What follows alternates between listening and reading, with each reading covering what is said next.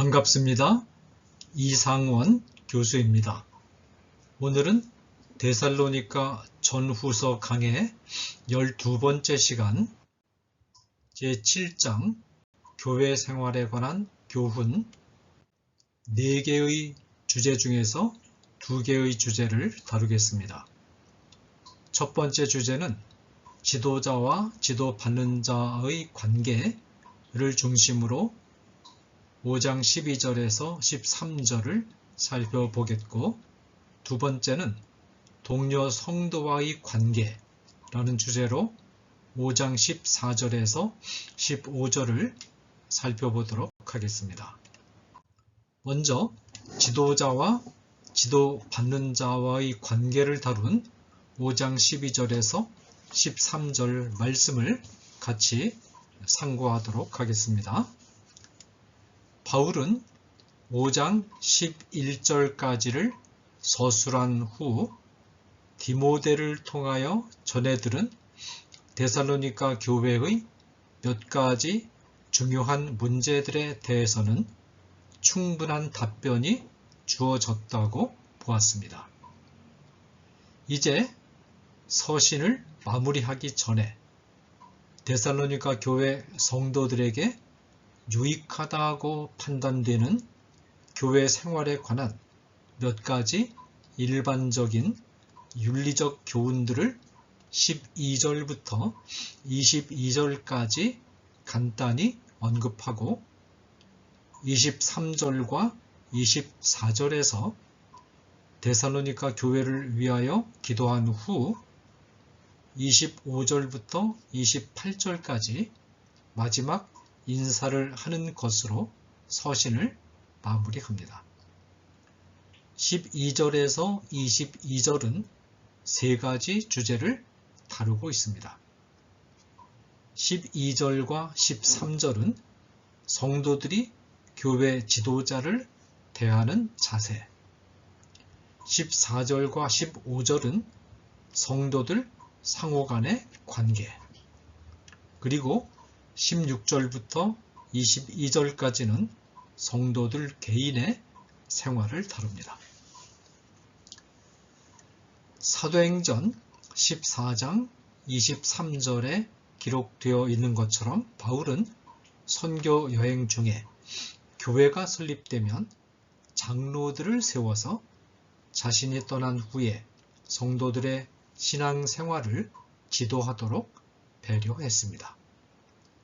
이 같은 관례에 따라서 바울은 데살로니가 교회에서도 성도들 중에 신앙과 덕망이 있는 자를 뽑아서 장로로 세웠습니다.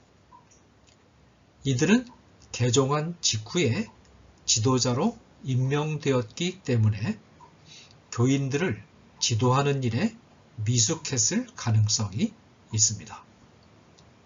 교인들 간의 관계가 좋을 때는 문제가 없지만 교인들에게 문제가 발생해서 책망하고 훈계해야 하는 때가 되면 문제가 생길 수 있습니다. 조금 전까지만 해도 동등한 입장에서 말하고 생각하던 사람이 갑자기 지도자의 위치에 올라서서 훈계할 때 이 훈계를 받아들이기는 쉬운 일이 아닙니다. 아마도 임박한 재림을 기다린다고 하면서 일을 하지 않고 다른 성도들에게 의지해서 생계를 해결하려고 하는 사람들에게 이 장로들이 훈계했던 것 같습니다. 그러나 문제가 된 성도들은 장로들의 훈계를 받아들이려고 하지 않았습니다. 형제들아, 우리가 너희에게 구하노니 너희 가운데서 수고하고 주 안에서 너희를 다스리며 권하는 자들을 너희가 알고. 12절 말씀입니다.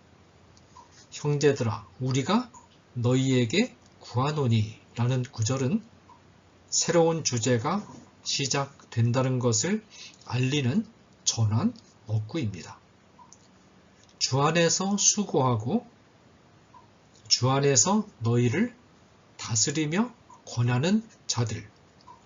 이 사람들은 데살로니가 교회의 장로들을 염두에 둔 것입니다.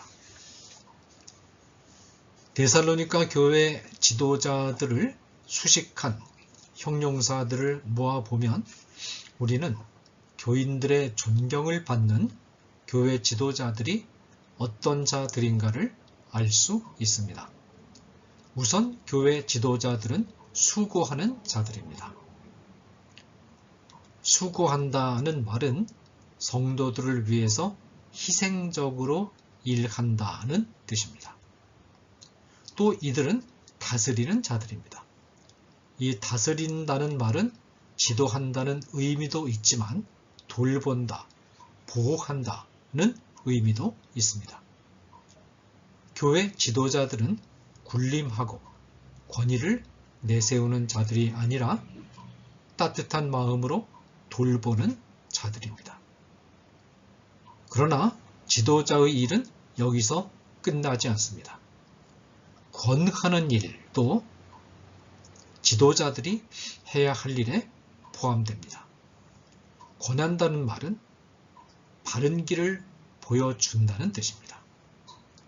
지도자는 교인들이 잘못된 길을 갈 때는 그 길이 틀렸다는 것을 지적해주고 바른 길로 가도록 권면하고 훈계해야 합니다. 이 특징들을 정리해 보면 교회 지도자는 교회를 위하여 수고하고 따뜻한 마음으로 교인들을 돌보지만 교인들이 그릇된 길로 갈 때는 따끔하게 지적해주고 바른 길을 가르쳐주는 사람입니다. 바울은 이런 일을 하는 지도자들에 대해서 성도들이 알라라고 권고합니다. 안다는 말은 인정한다, 존중한다 라는 뜻입니다. 성도들은 지도자의 역할을 성실하게 하는 지도자들을 마땅히 인정하고 존중해야 한다는 것입니다.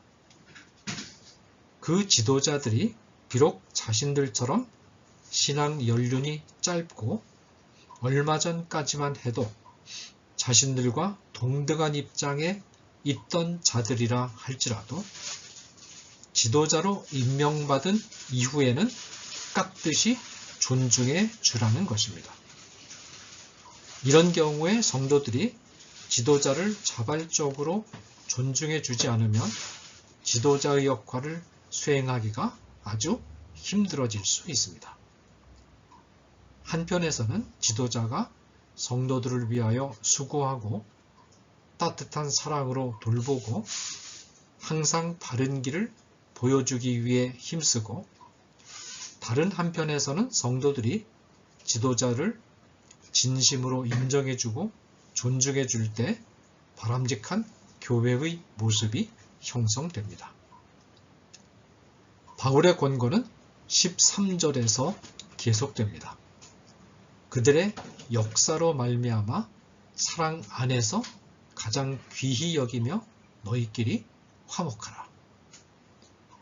바울은 성도들 가운데서도 특히 지도자들을 가장 귀하게 여기라고 거듭 권고하면서 무엇 때문에 그리고 어떤 태도로 그들을 귀하게 여길 것인가를 말합니다. 첫째로 무엇 때문에 지도자들을 귀하게 여겨야 할까요? 본문은 그들의 역사로 말미암아 지도자들을 귀하게 여기라고 말합니다. 이 권고는 매우 중요합니다. 지도자를 귀하게 여겨야 하는 이유는 성도가 지도자에 대하여 가진 호감이나 지도자의 탁월한 인품에 근거해서는 안 되고 지도자가 수행하는 직무에 근거해야 합니다. 성도들은 지도자가 주어진 직무를 성실하게 수행하고 있는가의 여부를 중시해서 지도자를 귀하게 여길 수 있어야 합니다. 둘째로 개인적으로 좋아하지도 않고 인품이나 능력도 그저 그런 사람을 지도자로 존중하려고 하면 사랑하는 마음이 있어야 합니다. 지도자에 대해서도 아가페의 사랑을 가질 때 그가 서툴고 미숙해도 존중할 수 있습니다.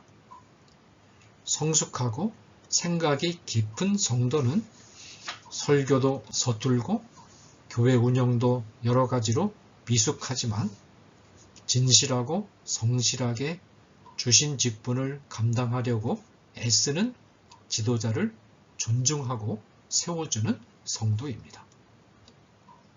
교회 지도자들 가운데는 정말로 설교도 잘하고 능력도 있고 지도력도 있는 걸출한 사람들이 있습니다.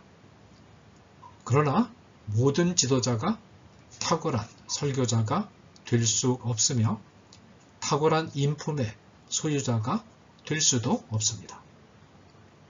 오늘날과 같이 교회의 숫자가 이렇게 많은 상황에서 많은 지도자들이 필요한데, 이렇게 많은 지도자들이 필요할 때 모든 지도자들이 다 탁월하고 걸출한 지도자가 될 수는 없습니다. 이런 걸출한 지도자들은 극소수에 지나지 않고 대부분의 지도자는 그다지 뛰어나지 않고 그저 평범한 자들입니다. 그런데 이런 지도자들이 교회 현실에서는 아주 필요합니다. 평범하고 미숙한 지도자들을 도와서 교회를 세워나가는 성도들이 필요합니다. 셋째로 바울은 지도자들과 다른 교회 회원들을 향해서 너희끼리 화목하라 라는 권고를 덧붙임으로써 지도자에 대한 성도들의 태도에 관한 교훈을 마무리합니다. 본문이 말하는 너희는 지도를 받는 성도들 상호관계를 뜻하는 것이 아니라 지도자와 지도를 받는 성도의 관계를 뜻합니다.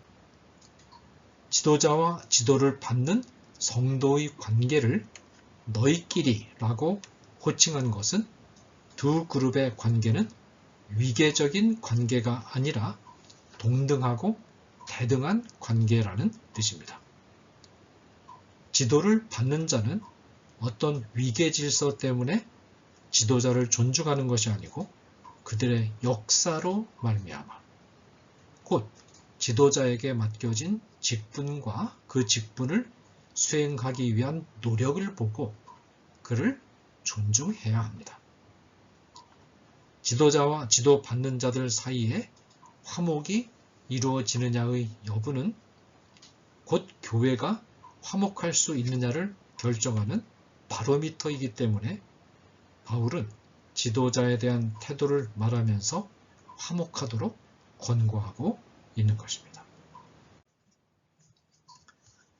다음에 5장 14절에서 15절을 동료 성도와의 관계라는 주제를 중심으로 살펴보도록 하겠습니다. 14절과 15절에서는 성도들 사이의 관계에 필요한 가르침이 제시됩니다. 14절입니다. 또 형제들아 너희를 권면하노니 게으른 자들을 권계하며 마음이 약한 자들을 격려하고 힘이 없는 자들을 붙들어주며 모든 사람에게 오래 참으라. 또 형제들아 너희를 권면하노니 라는 표현은 역시 새로운 주제가 시작됨을 알리는 표현입니다. 게으른 자들이라는 표현은 군대에서 사용하는 용어로서 대우에서 이탈해서 제멋대로 행동하는 자들을 가리킵니다. 이들은 하나님 나라의 백성이 지켜야 할 질서와 행렬을 마음대로 벗어나서 자기 생각에 좋은 대로 행동하는 자들입니다. 데살로니가 교회의 상황에서는 임박한 재림을 준비한다는 핑계로 일손을 놓고 다른 성도들의 도움에 의지해서 지내는 일부 성도들을 염두에 둔 것입니다. 마음이 약한 사람들은 실의에 쉽게 빠지는 사람들을 가리킵니다. 실의에 쉽게 빠지는 사람들을 격려해서 실의를 극복하도록 도와주는 것은 성도의 의무입니다. 힘이 없는 자들은 믿음이 약한 자들을 가리킵니다. 믿음이 약한 자들은 믿음이 약해지고 흔들릴 때 언제든지 옆에서 붙들어 줄 수 있는 동료 성도들이 있다는 강한 소속감을 가질 수 있어야 합니다. 모든 사람에게 오래 참으라. 특히 마음이 약한 자들과 믿음의 힘이 없는 자들을 옆에서 붙들어 주려면 인내가 필요합니다. 12절에서 13절에서 가르치는 것처럼 미숙한 지도자들을 존중하고 따르기 위해서도 또한 인내가 필요합니다. 그런데 데살로니가 교회 성도들에게는 정말로 커다란 인내가 필요한 일이 또 있었습니다. 유대인들과 이들의 사주를 받은 이방인들이 가하는 핍박을 견뎌내는 일이었습니다. 데살로니가 교회 교인들은 이들을 어떻게 대해야 할까요? 이들에 대해서도 참아야 합니다. 데살로니가 교회 성도들은 미숙하고 서투른 지도자들에 대해서, 약하고 어린 동료 성도들에 대해서, 그리고 핍박을 가하는 대적들에 대해서 모두 참으라고 권고받고 있는 것입니다. 핍박하고 괴롭히는 자들에 대한 태도는 중요한 문제이기 때문에 15절에서 특정해서 다룹니다. 삼가 누가 누구에게든지 악으로 악을 갚지 말게 하고 서로 대하든지 모든 사람을 대하든지 항상 선을 따르라. 바울의 가르침은 하지 말라는 소극적인 명령을 서술한 다음 하라는 적극적인 명령을 서술하는 형태로 되어 있습니다. 악을 행한 자에게 악으로 갚지 말라는 소극적인 말씀은 신구약 전체를 통해서 나타나는 중요한 전통 가운데 하나로서 사도 바울은 이 전통을 충실히 이어받아서 데살로니가 교회 성도들에게 가르치고 있습니다. 이 전통은 이미 구약 성경에 나타나기 시작했는데 예컨대 잠언 25장 21절, 22절에 이런 말씀이 있습니다. 내 원수가 배고파하거든 음식을 먹이고 목말라 하거든 물을 마시게 하라. 그리하는 것은 핀 숯을 그의 머리에 놓는 것과 일반이요 여호와께서 내게 갚아 주시리라. 예수님도 이 전통을 강조합니다. 또 내 이웃을 사랑하고 내 원수를 미워하라 하였다는 것을 너희가 들었으나 나는 너희에게 이르노니 너희 원수를 사랑하며 너희를 박해하는 자를 위하여 기도하라. 마태복음 5장 43절에서 44절 말씀입니다. 후일 바울은 로마서 12장 20절 21절에서 바로 이 구약의 가르침을 인용하면서 핍박하는 자에 대한 성도의 태도가 어떠해야 하는가를 가르칩니다. 내 원수가 줄이거든 먹이고 목마르거든 마시게 하라. 그리함으로 내가 숯불을 그 머리에 쌓아 놓으리라. 악에게 지지 말고 선으로 악을 이기라. 여기서 숯불을 머리에 쌓아 놓는다는 것은 예를 들어서 어떤 사람이 잠을 자다가 일어나기를 싫어하는데 아무리 붙들어 깨워도 일어나지를 않습니다. 그런데 숯불을 피워서 가만히 머리맡에 놓아두면 숯불의 온기가 소리 없이 전달되어서 그 사람이 일어나지 않을래야 일어나지 않을 수 없게 됩니다.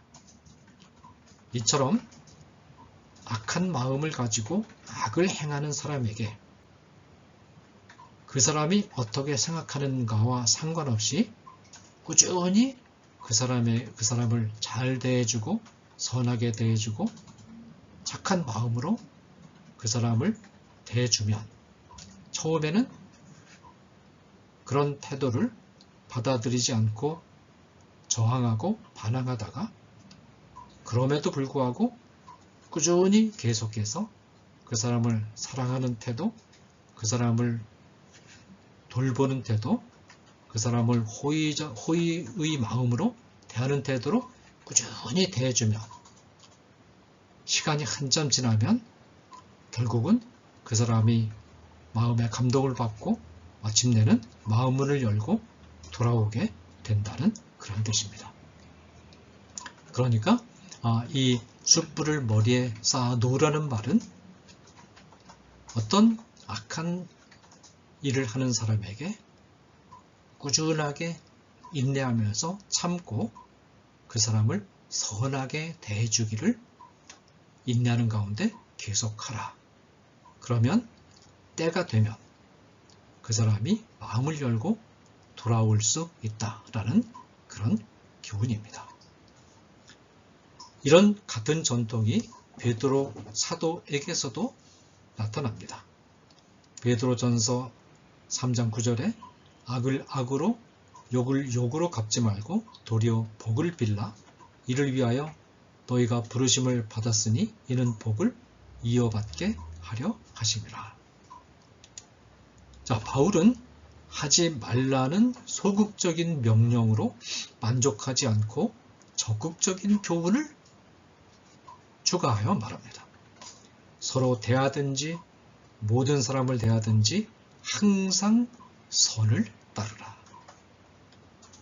기독교인은 악에 대하여 악으로 갚지 않는 소극적인 태도에 머물러서는 안 되고 적극적으로 항상 선을 따라야 하는 사람들입니다.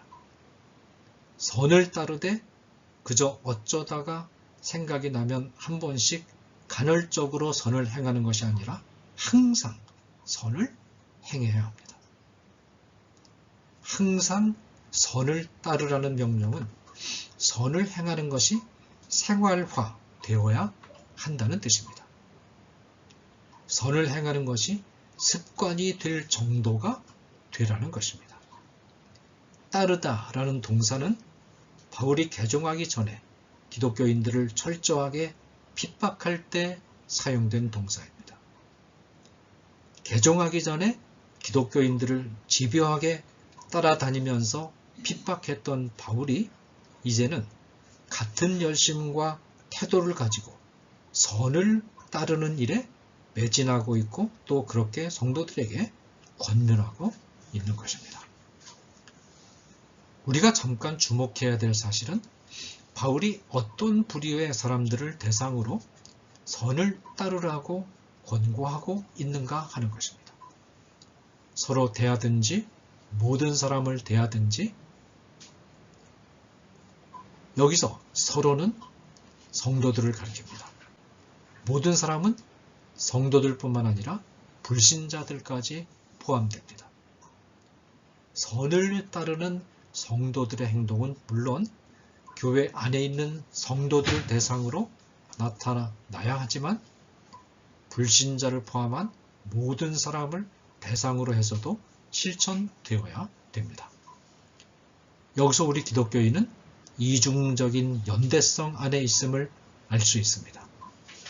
기독교인은 교회 안에 있는 성도들이 그리스도를 머리로 모신 유기적인 한 몸의 지체임을 기억하고 서로 사랑하고 서로에게 선을 도모하도록 힘써야 합니다.